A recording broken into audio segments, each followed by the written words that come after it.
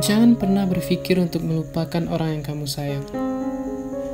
Jangan pernah membenci orang yang kamu cinta.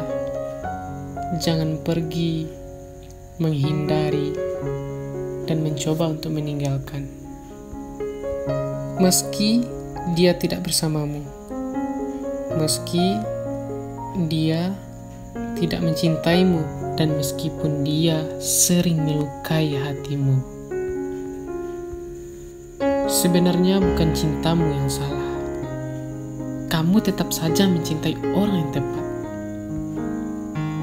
Kamu tetap saja menyayangi orang yang pantas untuk disayangi.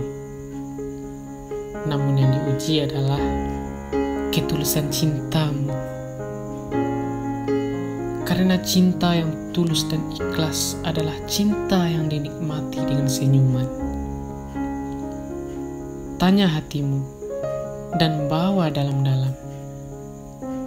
Apakah cintamu tulus dan ikhlas? Atau hanya sekedar hasrat ingin memiliki saja yang tersimpan? Ketahuilah, pada awalnya cinta itu datang dengan suci. Kemudian timbullah kasih sayang. Mungkin di saat itu cinta telah bercampur dengan ego. Namun, mencintai tidak selalu bersama. Dan mencintai jangan egois.